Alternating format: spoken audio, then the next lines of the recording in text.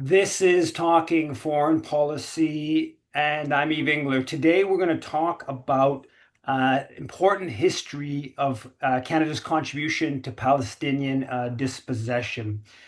Canadian diplomats' role in the 1947 partition plan is particularly relevant today as we see Israel committing genocide in Gaza, as we see Israeli officials basically announcing they're going to annex the West Bank. Also, just a couple days ago, Reuters reported that the Canadian government and the UK are actually pressuring France not to join 147 other countries that have formally recognized Palestine. So the Carney government is opposing other countries recognizing Palestine internationally. And just recently, the University of Victoria professor John Price has a new article in the International Journal titled Resisting Palestine's Partition. Elizabeth McCallum, the Arab World, and UN Resolution 181. So first of all, thanks a lot for coming on Talking Foreign Policy, John. And can you just start off by just telling us a little bit about Elizabeth McCallum because she's kind of an interesting character in the history of external affairs diplomats. Yeah, thanks for having me on, Eve. It's a great pleasure to join you. And I'm really happy to talk about the article and about Elizabeth McCallum. Elizabeth McCallum is a very interesting character.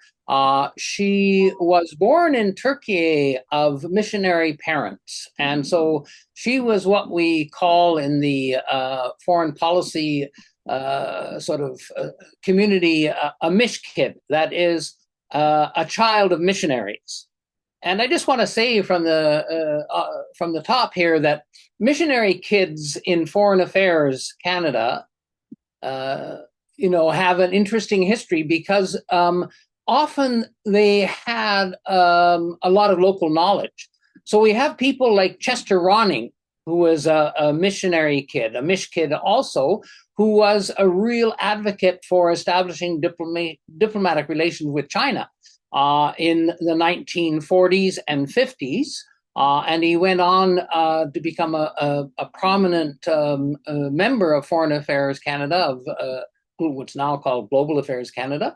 But he was also the leader of the NDP in Alberta for a while in the 1930s, right? He came from that sort of progressive radical community, as did another one, Herbert Norman. So I'm off topic, but I just wanted to insert her into that context of people, and in this case, a woman who was brought up by missionaries abroad. She was brought up in Turkey and learned Arabic and Turkish. And she came back with her parents at the age of 15 and proved to be a very good student, went to Queen's University, where she graduated and went on to do doctoral studies in Arab history and politics at Columbia University. The interesting thing about Elizabeth McCallum was that she had a hearing disability that became more prominent in the 1920s when she was going to school. But she was an excellent researcher with very developed skills, linguistic skills. And so she was headhunted while still a doctoral student at Columbia to work for what was called the Foreign Policy Association, which was the sort of progressive international affairs group in the United States at the time. How progressive? We'll leave that for another time to discuss. But she became a writer, a professional writer for them, and produced books and policy papers on international affairs, particularly to do with the Arab world, the Middle East. However, the strain of that work and having to collaborate with her fellow analysts took its toll. And so she retired from that position in 1931 and went back to a place called Uxbridge, Ontario, where she engaged in market gardening. And she had a very firm belief in the power of the earth to heal. And so she did that for a number of years, market gardened, and but then couldn't make a go of it. She was poor for most of her life. I mean, later as a diplomat, she had a diplomatic salary, so wasn't poor then. But generally, she grew up having to fend for herself. That's why she took the job at the Foreign Policy Association, because it was easy to get a paying job, was not easy to come by, and so she took advantage of it. Eventually, she moved to Ottawa, where she worked and continued to do contract writing on the Middle East, and then got a job at External Affairs, which is the predecessor, the name for Global Affairs Canada at the time. And began work there, but only as a clerk. I say only, that's not appropriate. She worked under the designation of as a clerk, and clerks obviously played a very important role. But her talents as an analyst and a historian and a policy writer were not recognized at the time. But she did get in a foot in the door. It should be said that no women were foreign policy officers in external affairs at the time. It was simply not allowed. Women, there was a glass ceiling. You could not become a foreign policy officer, an official. You could only be in the ranks of those who were doing the work of clerical duties. And so that's the position she took. But quickly, she came to the attention of external affairs because of her abilities, and particularly because in 1943, things were happening internationally that were causing then Prime Minister Mackenzie King some grief. So we won't talk about Mackenzie King. We could talk about him for a long time, but the point is that in 1943, the United Kingdom government had decided that it could not uphold what it had put forward in the Balfour Declaration, and it issued in 1939 a white paper, which basically said that the UK would no longer support the partition of Palestine, and that it would start restricting immigration into Palestine by Jews.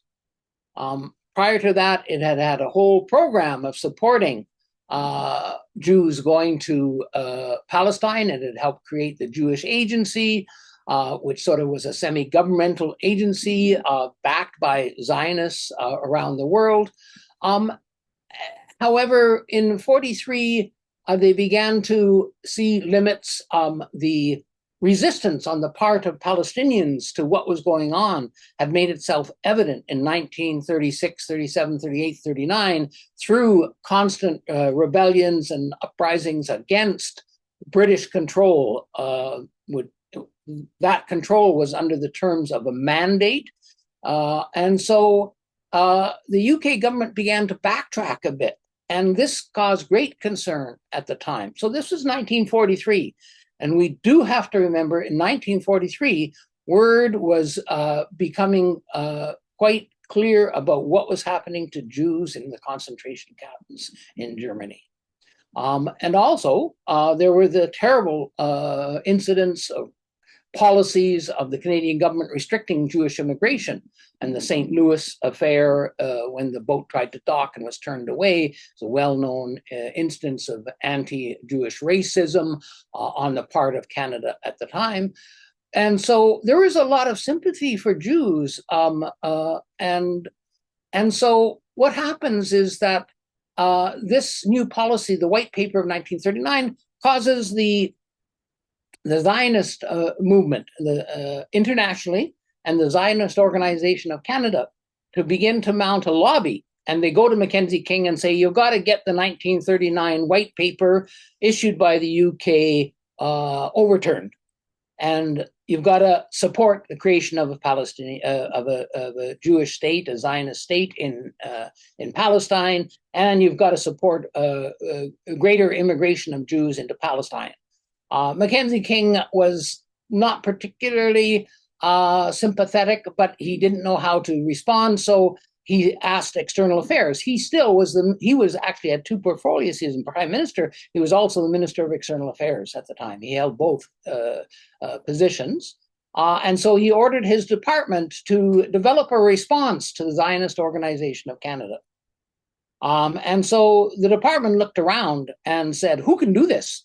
Who can, bring up or who can analyze this and respond to the positions being put forward by the Zionist Organization of Canada? And so lo and behold, there was Elizabeth McCallum waiting, in a sense. And so they turned to her and said, please respond to this lobbying on the part of the Zionist Organization of Canada. And so she did. And she wrote a 17-page paper that you can now find in the papers of Mackenzie King, his personal papers. The 17-page paper written by Elizabeth McCallum was read by him, marked up by him. And so she had all of a sudden been vaulted very appropriately into this position of influence because, as she put it in her interview many years later, none of the men in the department were interested in the Middle East. So she got the job, and so she did it. And frankly, all her writings were pretty amazing. She demonstrated a really strong appreciation of a number of things. One was, and stop me if I'm going on too long, one was that she understood and articulated the importance of recognizing that Jews who had been victimized by the Nazi government were gaining sympathy around the world for diverse reasons. And it should be said that the Jewish communities, and I use the plural here purposefully, Jewish communities in Canada also were very supportive of Zionism at this time.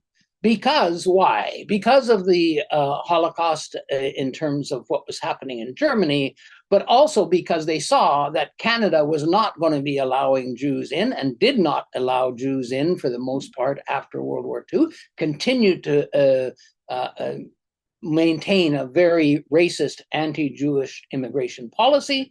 And so many people came on board with that cause, both in Jewish communities and outside of Jewish communities. She understood that and sympathized and told and said there were two great tragedies in the world. The one is the tragedy of the Jews that many people now are aware of, she said. The second tragedy, though, is the tragedy of the Arab world. That is a world that the Western governments, Western peoples don't understand. And it was, compromised by the Mongol invasions when the Arab world lost its autonomy. And so she points out that, people may be sympathetic to the situation of Jews and sympathetic to the Zionist cause. They may not understand the Arab history and Arab perspectives, Palestinian perspectives, and they should take that into account. So she was really smart about how she dealt with the issue. She basically defended the 39 White Paper. She said the Balfour Declaration had no basis in legality, and therefore creation of a Zionist state was not on. She said immigration had to take into account Palestinian perspectives, and so she fought back. And she wrote this paper that Mackenzie King wrote, and basically that became the government position, although it was never enunciated officially. Mackenzie King did not go to bat at that time for the Zionist government. Sorry, for the Zionist Organization of Canada or for the Zionist Movement International. So that's just some background. So I had a bit of my Wi-Fi doesn't seem so great, but it's okay. So you set up the background to MacCallum, but now her position I think becomes quite important in terms of the partition plan and the Canadian government, Canadian diplomats, Ivan C. Rand, Lester Pearson, others pushing this partition plan that was rejected by Palestinians. Can you talk a little bit about like the partition plan, I guess in general, but also how MacCallum sort of had the foresight to see that this was obviously rejected by Palestinians. This was undemocratic. This was, you could argue, imperialistic. Yeah, bit of that. Yeah. So the United Nations convened in late September 1947, to debate a proposal from the United Nations Special Committee on Palestine. I won't get into that. That's a whole story in itself. Ivan Rand was the Canadian judge appointed to that committee, and Elizabeth McCallum met with him and advised him and basically told him what I just spoke about. However, the committee, the special committee, divided on that, and the majority, including Rand, advocated for partitioning Palestine, for the creation of a Jewish state in Palestine, and a minority advocated for a federated single state of Palestine with a Jewish presence, if you like. And so that comes to the United Nations. And so at this time, this is the United Nations General Assembly in New York. Hundreds and hundreds of people are attending. Even the Canadian delegation had about 70 people. The United Nations in 1947 is dealing with a lot of issues, including issues that I've dealt with elsewhere. For instance, on Korea, they dealt with Korea in 1947. They also deal with Palestine, and they have to deal with the report that comes down that majority advocates partitioning Palestine, creation of a Zionist state, and minority oppose it. And so the debate takes place from October until November 29th, 1947. Elizabeth McCallum is a member of the Canadian delegation. She's an advisor, but she's, fairly low in terms of the hierarchy.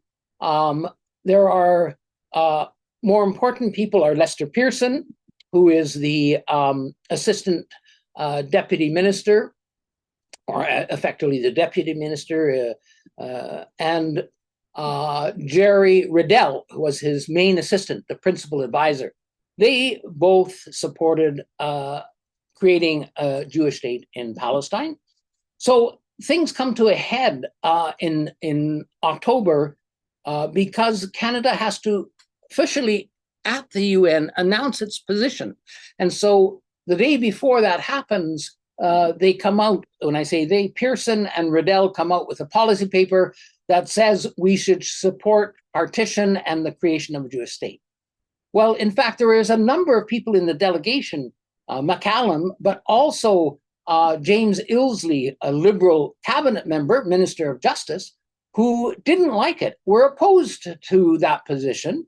The same thing with Walter Harris, a Liberal MP who was part of the delegation. So there were people who didn't like that. And so when they drafted the position and it was read in the meeting of the Canadian delegation the evening before, it was presented to the delegation, there was a lot of opposition, particularly from Ilsley, who said he will not accept that position until he had heard from Elizabeth McCallum. McCallum wasn't at the meeting. Why wasn't she at the meeting? Pearson had advised her to not attend evening meetings because of her hearing disability, and they would tire her out. So she wasn't there when this important position paper was presented. But Ilsley said, I'm not doing this until I hear from her. And so effectively, 2 points here. Pearson sidelined McCallum using her disability as a pretext. She was allowed to come to the morning meetings of the delegation, and that's usually when they met. That's when Canadian delegations usually meet, in the morning before the actual things happen. And then there's not usually an evening meeting as well. This was double duty that Pearson had devised, and it was a mechanism partially used to exclude MacCallum. So Ilsley says, I'm not accepting this until I hear from MacCallum. MacCallum then writes a paper that totally rebuts the ideas that are in Riddell's and Pearson's position. And so Pearson then resorts to power He then takes his position and sends it to Louis Saint Laurent, who is the foreign minister now, to take before cabinet to resolve the issue. And so cabinet just hears the one side of the story, that is Pearson and Riddell's position. And Saint Laurent, who is a big supporter of Pearson and Riddell and of partition, rams it through cabinet, and as a result, that becomes the official position. Ilse is not particularly happy about it, but the next day, on October 14th, he reads out and announces that Canada is in favor of partition.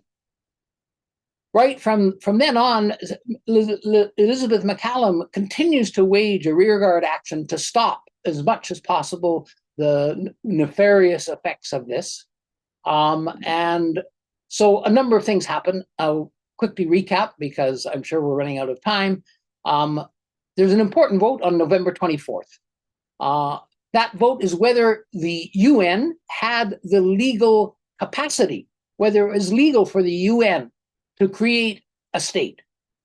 And so it was brought to the committee for a vote to refer the issue, whether the UN had that ability legally to create a state, and refer it to the International Court of Justice for an opinion. The vote was 21-20 against referral. Canada voted against referral. If they had voted for referral, it would have been 21-20 in favor of referral. The issue would have gone to the International Court of Justice. And what happened on November 29th, the bill, UN Resolution 181, would never have seen the light of day. So that was an important moment. The reason that vote, Canada voted that way, was because A, they supported partition, they supported the creation of a Zionist state, but also they argued that it would take too long for the International Court of Justice to render an opinion, and in the meantime, war would break out. Well, that is so ludicrous in hindsight, in the fact it was UN Resolution 181 that was passed on November 29th that precipitated the war. There would have been an 8-month period where other things could have happened, including conciliation, and a number of delegates called for conciliation, all ignored by Pearson and Riddell. And so they continued to manipulate. Pearson played a very key role, but constantly hounded by MacCallum in that discussion. So that's sort of the story. In the end, the vote just passes. They needed a 2/3 majority. They didn't have it until the last minute. And the US had to resort to despicable pressure tactics against developing countries to make sure to bring them in line and to vote for partition. Without that having happened, partition, the Resolution 181 would never have passed. And so there's no legal basis for the coming from the UN for the creation of a Zionist state. And secondly, international sentiment was not necessarily in favor. There was huge international sentiment to support the Jews who'd been victimized by Nazi Germany. And that was part of the reason people sort of went along in the end. But there was also a very strong sentiment against the imposition of a nation on Palestinian soil, particularly even at this time when Jews were less than 1/3 of the population, and under the partition resolution were given the majority of the land of Palestine. It was an outright denial of the right of self-determination to Palestine, and it was an outright denial in the face of all the other Arab states having gained their independence, their right to self-determination, whether it be Syria and the other nations, Iraq, etc. They have been also under mandates of the British or French empires. They had all become independent. It's only Palestine that was denied its independence in 1947, and that was a deliberate move. It was a deliberate action on the part of the United States, and I should say the Soviet Union at the time was a big backer of the partition, and so that's the origin of the partition. But as I mentioned, there's no basis legally in terms of the UN creating a separate state within Palestine. And so obviously the partition resolution did provide some diplomatic cover for the Zionist movement to ethnically cleanse Palestine in late 47, 48. And you know, here we are 75 plus years later and this ongoing conflict. MacCallum did talk about that. She talked about how this was going to lead to conflict for many decades. She may have underestimated it, I believe, but it is, you know, ongoing conflict. What's your, I guess maybe sort of like in concluding and bringing us up to today, the importance of Canada's position with regards to the UN resolution or I guess the whole UN discussions of Palestine and how that kind of should be understood today? Well, I would just say that I hold my hands up to all the people who have, done such tremendous work to support Palestine, support its right to self-determination, and to oppose the genocide that's occurring at present time. I think that what the essay does, it deals with history, but what it does, it shows that the resistance that's going on today is part of a movement that has existed from the beginning of the 20th century with the rise of Zionism. There have been people, there have been Jews, there have been international advocates for Palestine for over 100 years. And we saw it in action at the United Nations, within the Canadian delegation, within the United Nations, resistance to what was going on. So we are really part of a movement that has, that didn't begin in 47, it began much earlier. But we're a part of this very important, and I would say a movement that should be proud of itself for upholding the right to self-determination. Elizabeth McCallum was an incredible woman who has not, she's been sidelined for a number of reasons because of her disability or gender, but mainly because of she was an advocate for Palestine, and the Middle East has never been important except for never been important to the Canadian government except in its support for Israel. That's the only part of the Middle East equation where there's any consistency or importance attached to the issue. And so it's an uphill battle. And I think that Elizabeth McCallum was an important figure. So was the Arab world, the Palestinians and the other Arab countries. Some of the reports written by people like Sir Abdur Rahman, who was the Indian delegate on the United Nations Temporary Commission, wrote a long report that is so eloquent and so reflects the issues and concerns that many of us share today in terms of what is going on. And so, yeah, we are part of this continuous movement, and we shall overcome. Thanks, John. The article is Resisting Palestine's Partition, Elizabeth McCallum, the Arab World, and UN Resolution 181. And it's in the International Journal, and I believe it's available free online for those who are not in the academic world. Thanks a lot for coming on Talking Foreign Policy. My pleasure. Thanks for having me.